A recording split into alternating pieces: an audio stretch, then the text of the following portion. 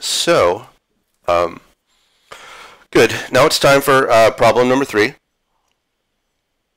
can see that I'm actually doing this on day of 3. None of the future ones are unlocked yet. So let's do this thing. Spiral memory. Oh, spiral memory.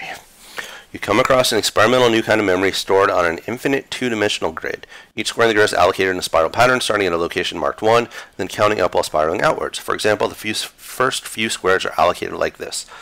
So, 1, 2, 3, 4, 5, 6, 7, 8, 9, 10. So, got it.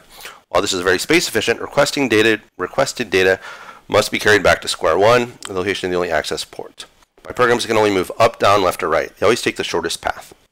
The Manhattan distance. For example, data from square 1 is carried 0 steps since it's at the access port. Data from square 12 is carried 3 steps, such as down, left, left. Data from square 23 is only carried 2 steps, up twice. Data from square 24 must be carried 31 steps. How many steps are required to carry the data from the square identified in your puzzle input all the way to the access port? Your puzzle input is 312051. Okay, so basically what this is asking is, if I were to spiral around all the way to 312051, how far away from the center square would I be?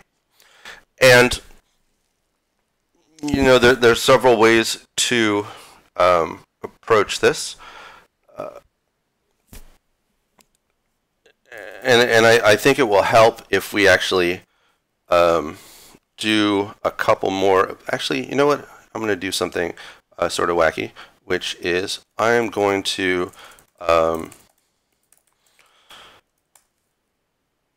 make a Google Sheet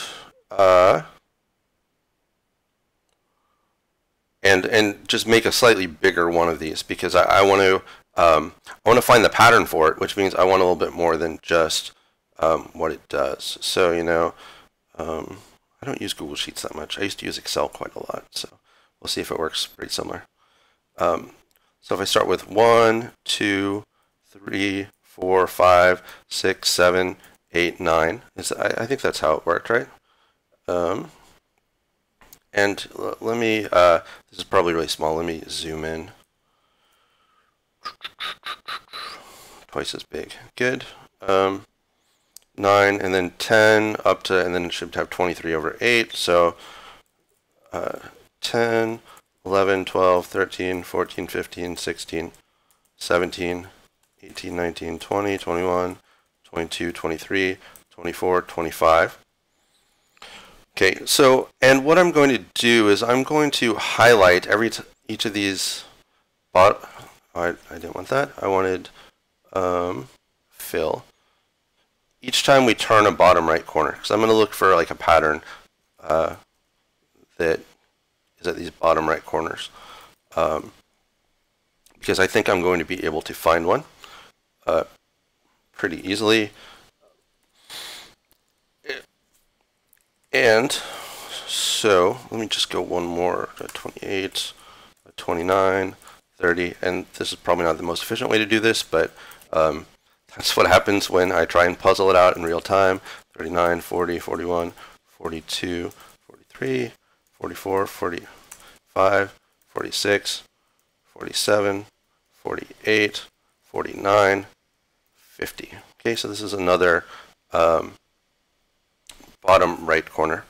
And so one thing that's obvious is that this first square is a 1, and then we go over to the next number, and 1 is 1 squared. Then we have this square, basically we do a 3 by 3 square, we're at 9, and then after that we go 1 right and then turn the corner. And then we go a 5 by 5 square, and we're at 25, and we go 1 more and turn the corner. And then we have a 7 by 7 square, and we go 1 right, and we turn the corner. So that already is very suggestive to say, how do I find where to go? So where is some number n? Okay, and let's call the number x. Where's some number x? So find n with, you know, n squared less than or equal to x less than n plus 1 squared. Okay, so that we can do. Let's leave aside the question of how exactly we do that, but let's say we can do that. And then we know that 1 is at 0, 0, and 9 is at, and I'll make my axes go down this way, I guess. 9 is at 1, 1, 25 is at 2, 2, 49 is at 3, 3, and so on. And so actually what I want to do, so that tells me, is I actually want to find an odd n, with this being n squared less than or equal to x is less than or equal to n plus 2 squared, right? So, you know, I find 25, and then what I do is, you know, let's say I choose 25. So that's, and let me bold all of these.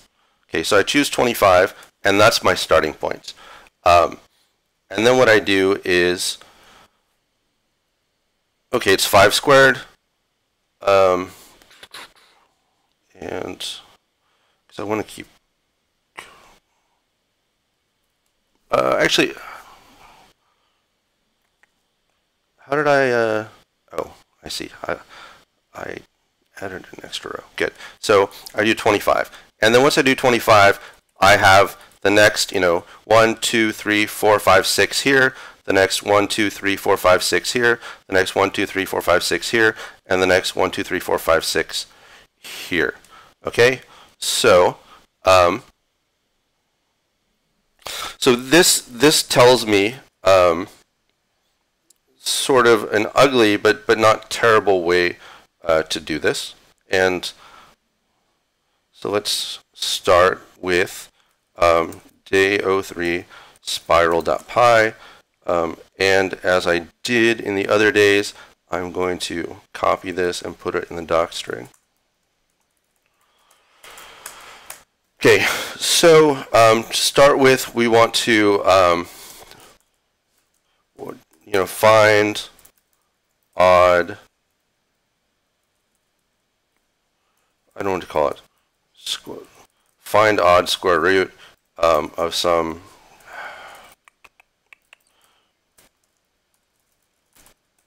I'm going to put an overreference variable name because that's all I want. It's going to take an x, and it's basically going to do, you know, find the odd number n such that n squared is less than or equal to x is less than n plus 2 squared. And so, you know, let's import math. So, you know, let's say square root of x equals int of math.square root of x. So that is going to floor it down, right? So that means that largest integer m with m squared less than or equal to x. So if that number is even, we need to subtract 1.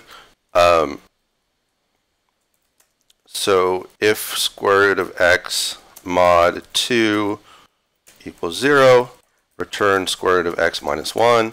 Otherwise, return square root of x. And so let's write a couple of tests for this. We want to find the odd square root of 25 equals 5. Assert find odd square root of 24 equals 3. Assert find odd square root of 26 equals also 5. And assert find odd square root can't type that. Square root of 1 is 1. So let us see if those work. Python day 03 spiral.py. So those all pass. So I think this is doing the right thing. So what doesn't it like? Invalid. Okay. So we have this. Good. And so now the next thing I want to do is I want to find the coordinates of some x, which is an integer, and this is going to be a tuple, just a pair of ints. Int from typing import tuple, import math. So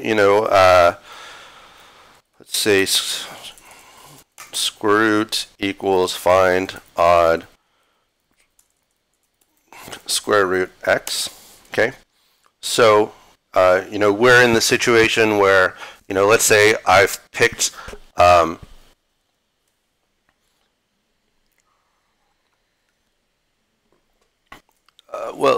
let's coordinates equals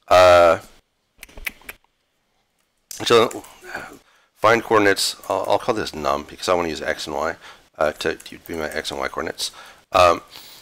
So let's say x equals y equals and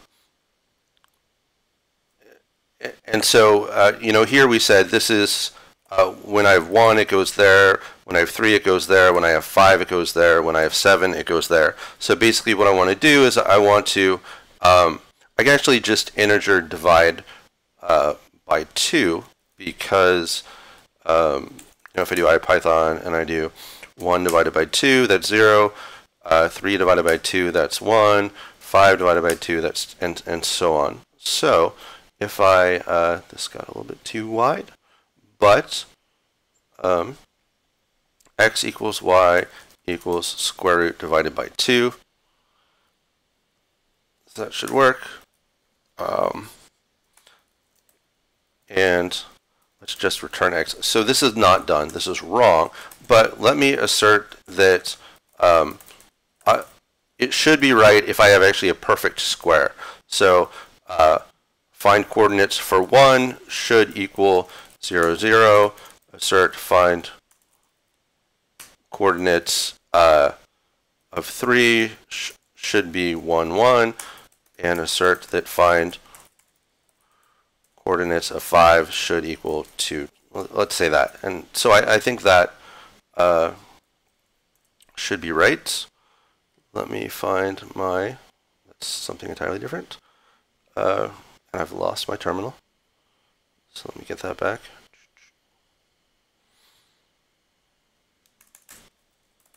Okay, so we want to Python day 03 spiral. That's an assertion error. Okay, good.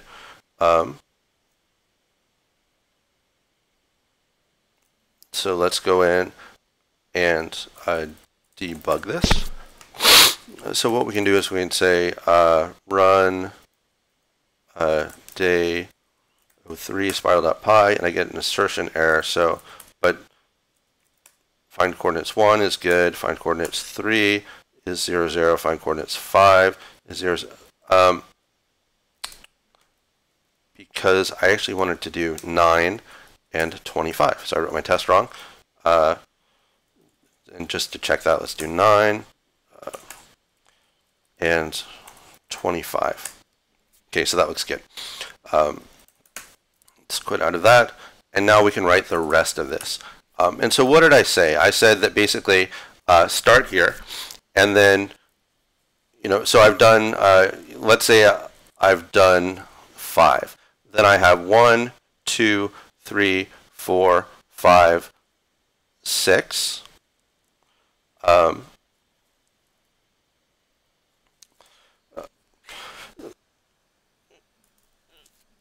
And this is going to be sort of clunky, but let's just say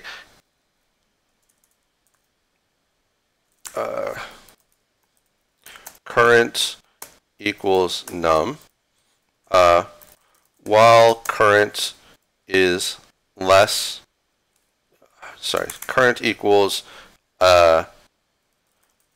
square root squared. So I found the odd square roots, but now I want to start at, once I'm at 10, I'm at 9. So while current is less than num,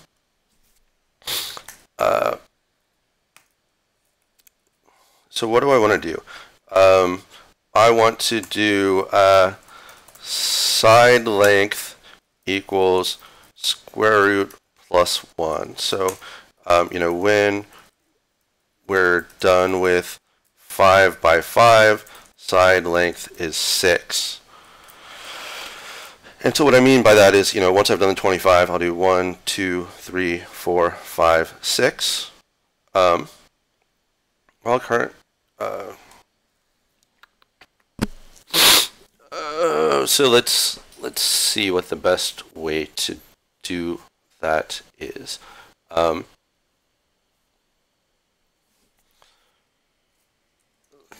Maybe I just better do 4 cases. So if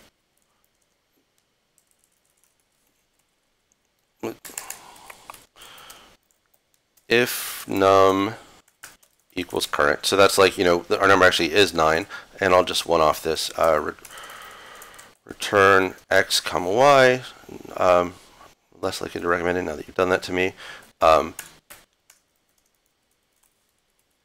Otherwise, we'll do the side length.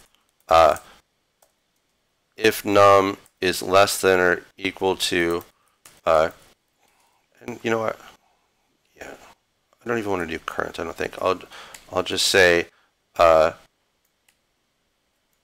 square equals, and so because I'm not going to update this. If num equals square, return x comma y. Side length is square root plus 1.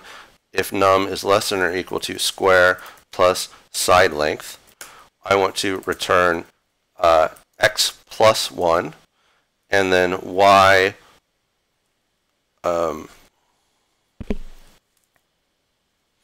so x I go over one more, and then I want to find the excess, and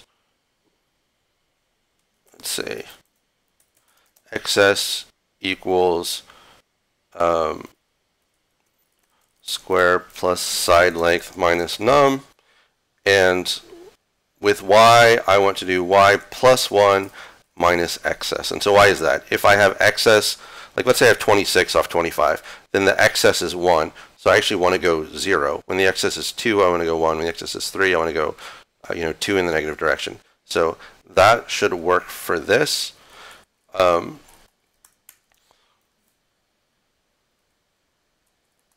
And now I should be able to assert that find coordinates 26 equals 3 comma 2, and assert that find coordinates 27 is 3 comma 1, and then all the way on this turn, so this is 0 0, 3 0, 3 minus 1, 3 minus 2, 3 minus 3.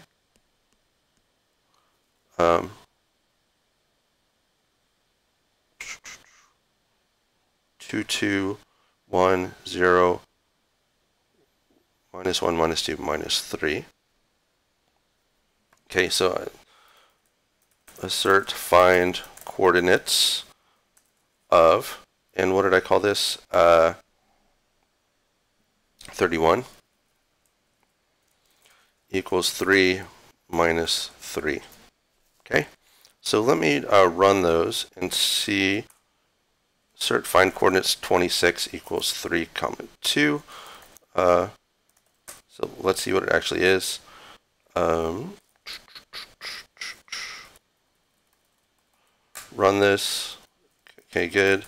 Find coordinates of 26 is 3 minus 2, 3 minus 1, and 3 3. So I definitely screwed that up. Let's see. So what I want is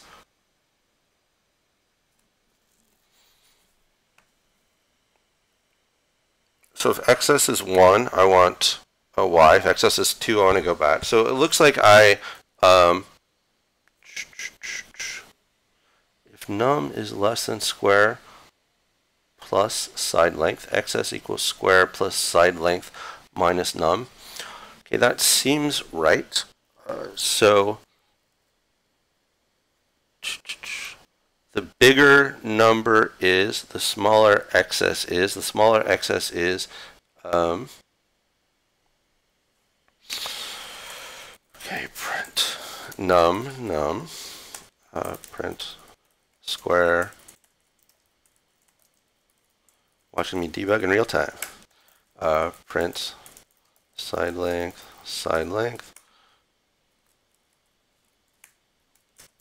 print excess. Okay, so let me rerun that and find coordinates 31. So the number is 31, the square is 25, the side length is 6, and the excess is 0. Okay, so I don't think I actually want to add in the side length there. The excess is actually just num minus square, right? Because that's all the excess is. So now I think that's right. And yes. Okay, good. So let me get rid of these print statements. So I computed the excess wrong, which is bad of me. So otherwise, if num is less than square plus 2 times side length, so now I'm going across here, and the excess is going to be, I basically want to excess equals num minus square, and I just want the excess all on the top, so I'm going to subtract off one of those side lengths. And then I'm going to return x plus 1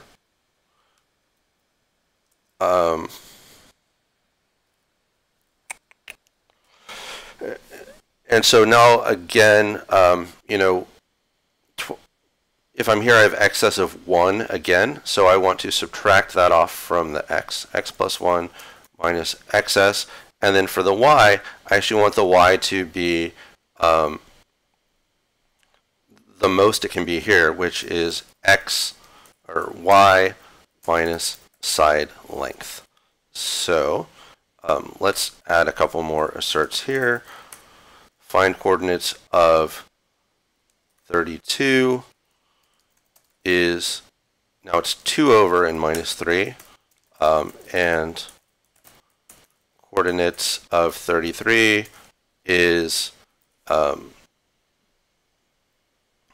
over and minus 3, and assert that find coordinates of, and the last one over here is 37, which is minus 1, minus 2, minus 3, so minus 3, minus 3. So 37 equals minus 3, minus 3.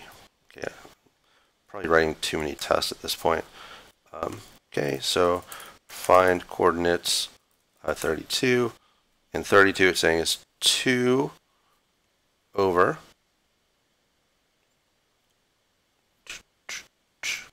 because, okay, I think I know what I did wrong here.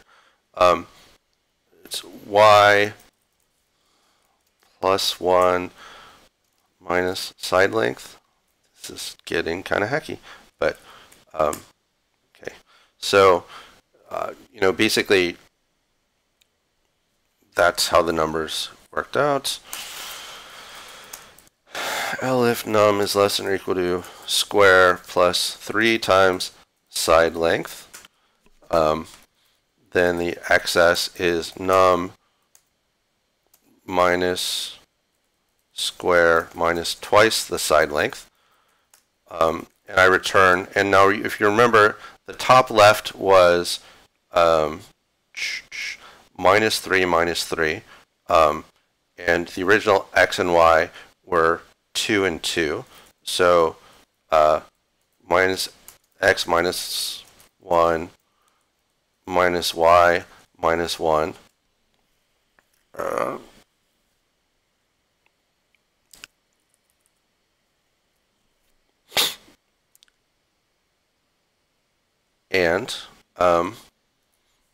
And now again I want to add in the excess minus 1. Okay, so this is some real ugly code, but that's fine. So now I want to turn the corner here, assert find coordinates.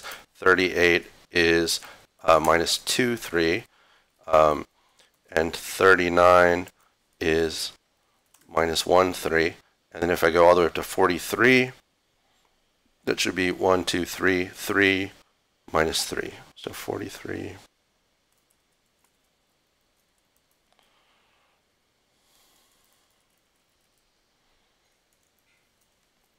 So now let's go back to my Ipython. You can see I've adopted kind of a new workflow today, which is to call this run magic inside Ipython. And again, it's not working, but so this is nice because it allows me to just run the coordinates.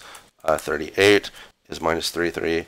39 is minus 3, 2. So there's another off by 1 here, like everywhere. So minus y minus 1 plus excess. I think that's right. You can see that this is not the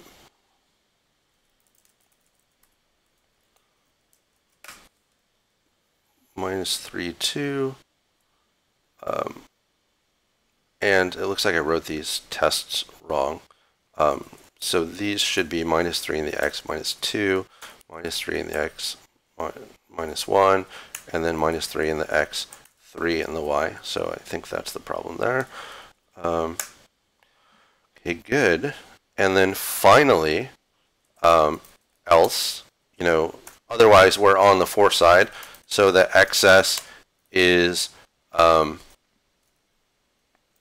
num minus square minus 3 times side length, and return, and you can see it was minus 3, 3, so that's minus x minus 1,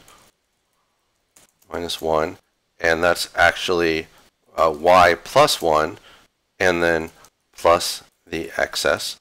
So that should then say that if I do find coordinates 44, that's minus 2, 3, and if I go all the way to the end, which is 48,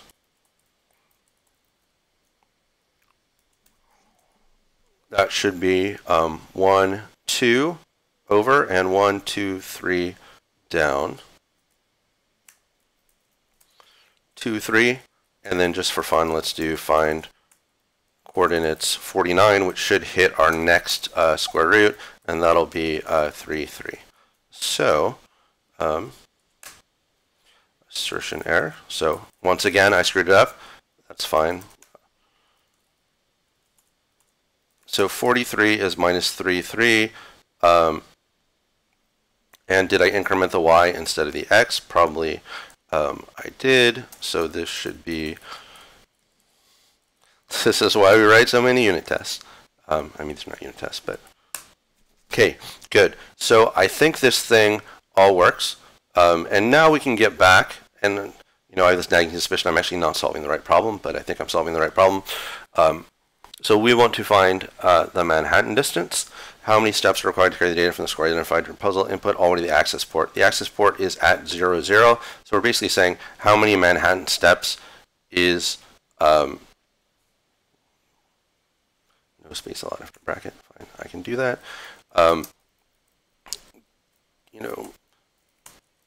Distance to center, and I have some number x, which is an int and is an int, and so, and again, let me call that num. And so we have x comma y is, find coordinates of the number, and then the Manhattan distance is just return math. It's return abs x plus abs y. Okay. So, if it's at 3 minus 4, that's going to be 3 plus 4 is 7. It's you don't care what the sign is. And so now let's write the unit tests.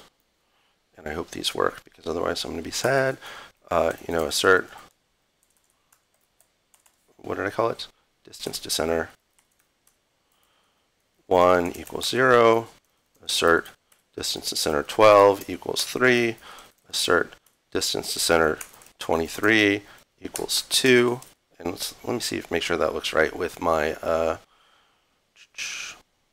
spreadsheet. 23 is 2. Yeah. Okay, good. And assert distance to center 1024 equals 31.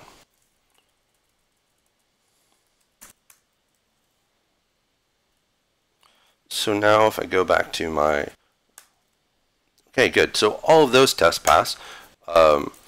So, you know, if name equals main, print distance to center of, and then the input it wanted me to do was 312051.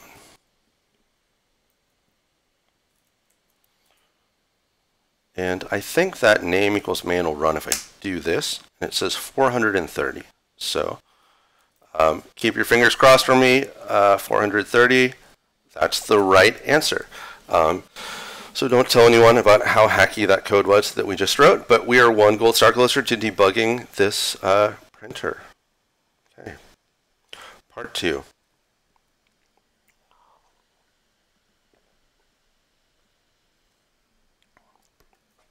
As a stress test on the system, the programs here clear the grid and then store the value 1 in square 1. Then in the same allocation order as shown above, they store the sum of the values in all adjacent squares, including diagonals. What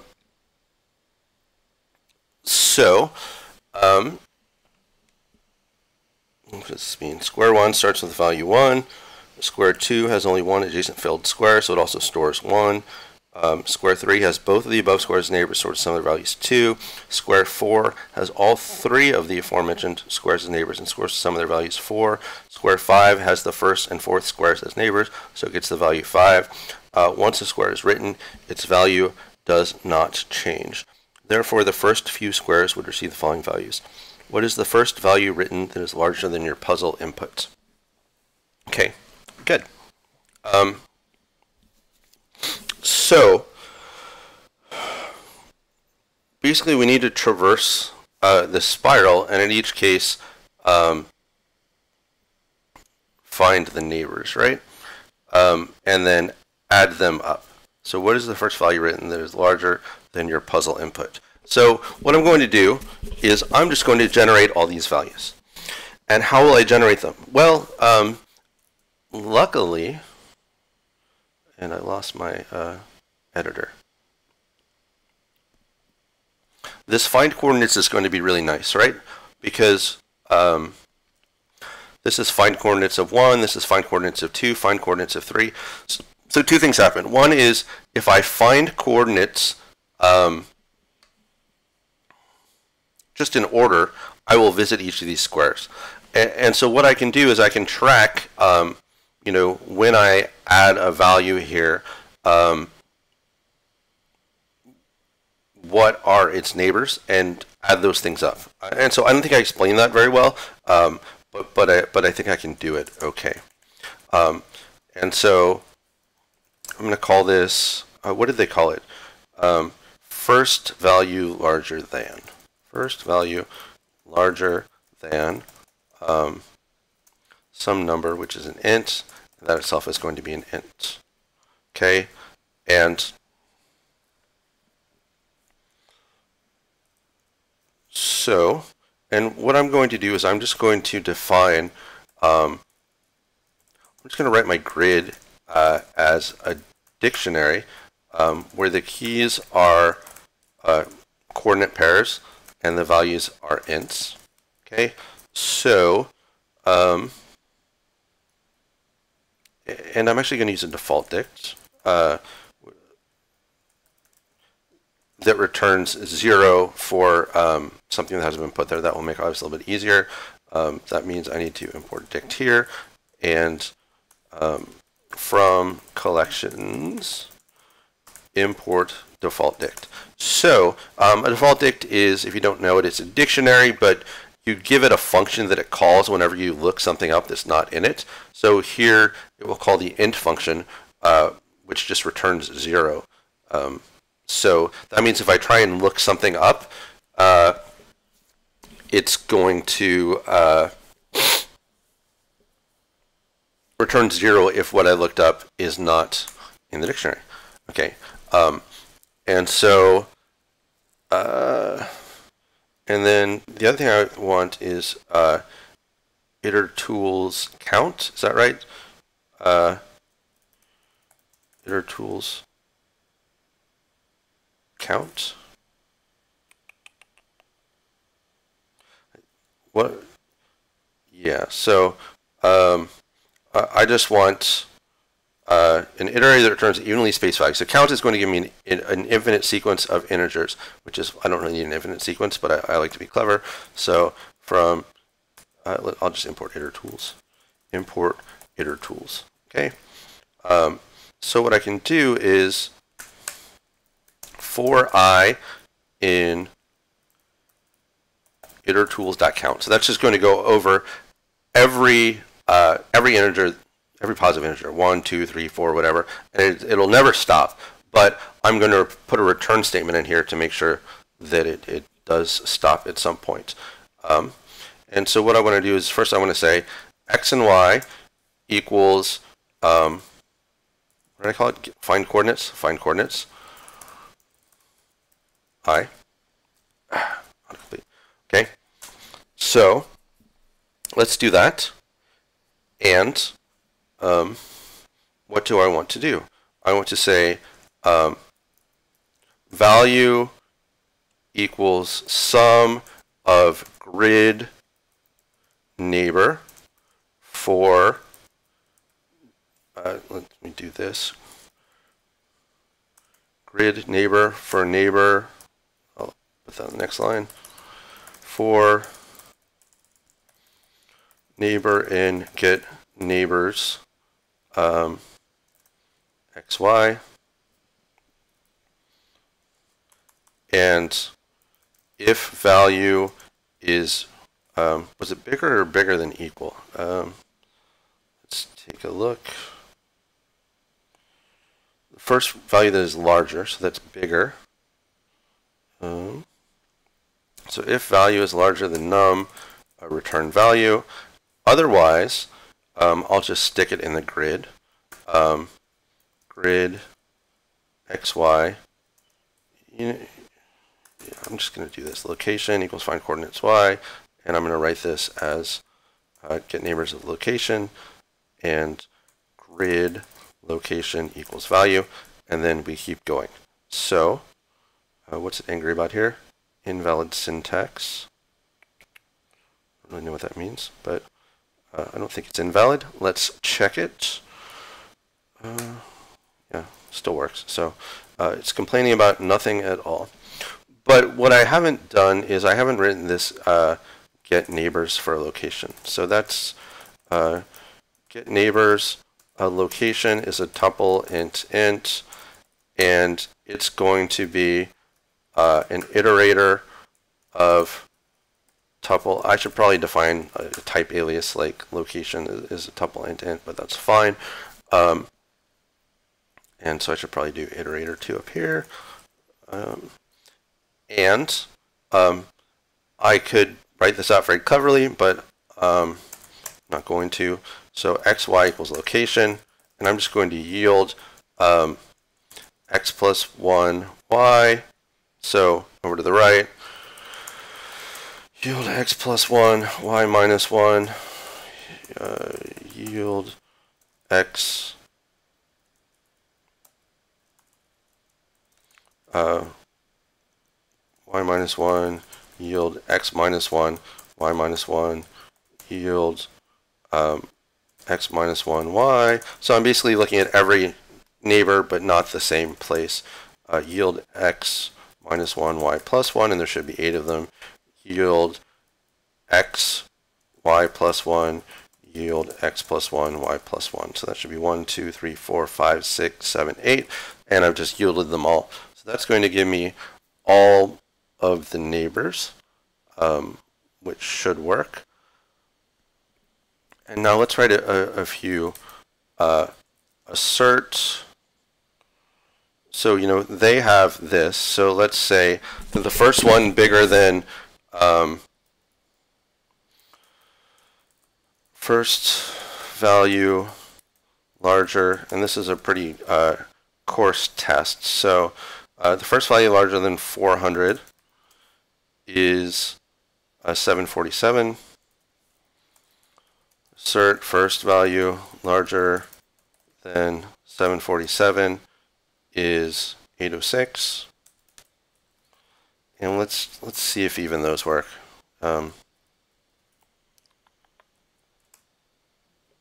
Type error. First value larger than.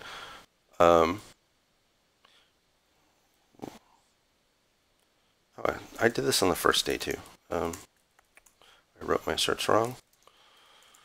So let's try that.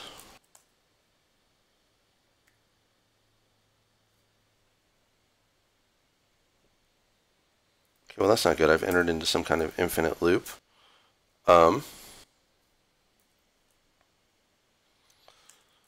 So let me do this.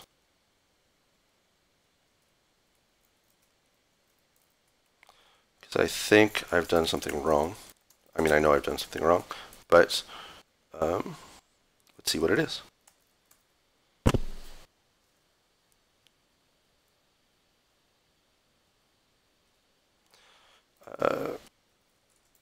If I is bigger than 100, break. Let me add that because otherwise it scrolls too fast.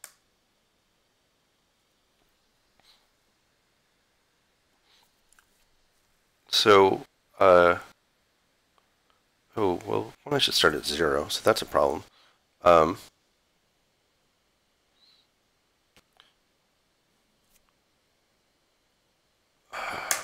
So, okay, so I see two problems here. One is that I should do grid 0, 0 equals 1. And the second is that I should then start counting at 2. So let me see if that makes things any better.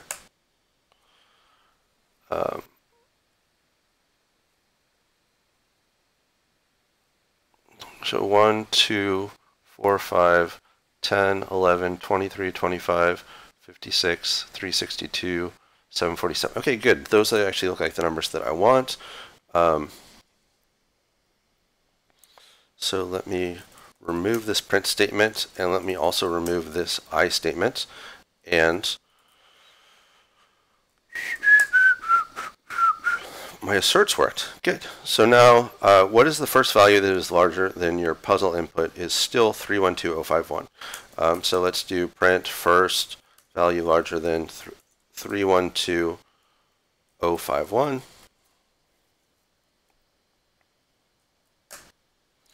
312453. Okay, good.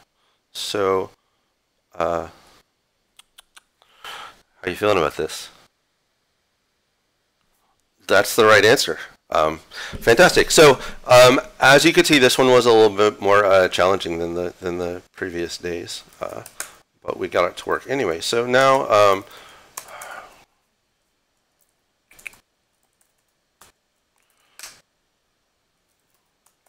this didn't work.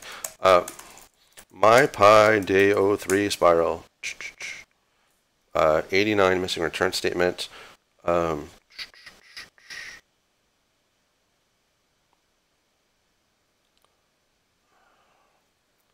Oh, that's interesting. What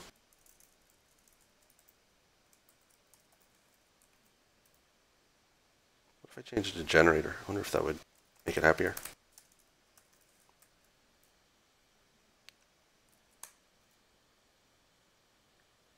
No missing return statement. All right, then what I'm going to do is cheat and return none. MyPy wants this. I don't know why MyPy wants that, but 92 missing return statement. Is that the same one I had before? 89. So actually, that was probably not the problem. Probably the problem was that it doesn't know that this is a infinite loop, and I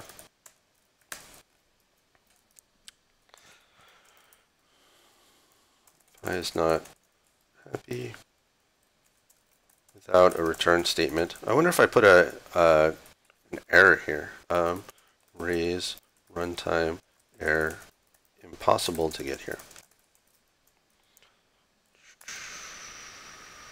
Perfect. Okay, and now let's do pylint day03 spiral.py. It's going to complain about line 90 invalid syntax. And why is it going to complain about that? I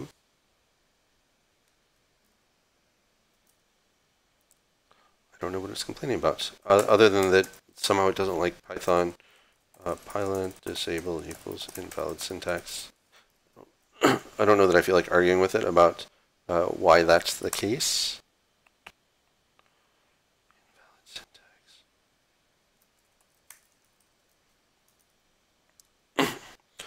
syntax. So pylint invalid syntax dict type annotation.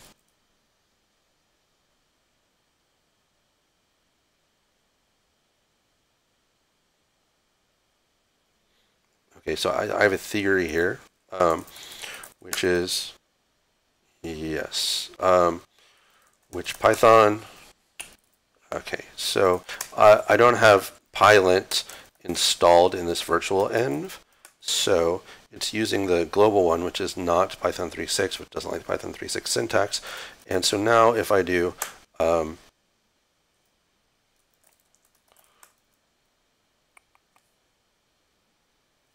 still doesn't like it.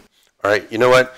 I don't care. I'll figure this out later. I'll research it on my own. Like I feel strongly about trying to solve the problems in front of you. I don't feel strongly about trying to solve my pylint issues in front of you because I don't think that's important.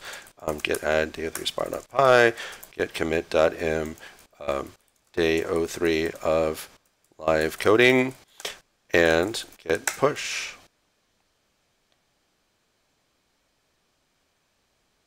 All right, these problems are getting harder than I expected. Cool. Thanks for watching. Don't forget, check me out on Twitter at Joel Grus. And if you watch the YouTube channel where you're watching this, you can probably see much more of these. And this is fun, although it was actually a little bit more stressful today. So thank you.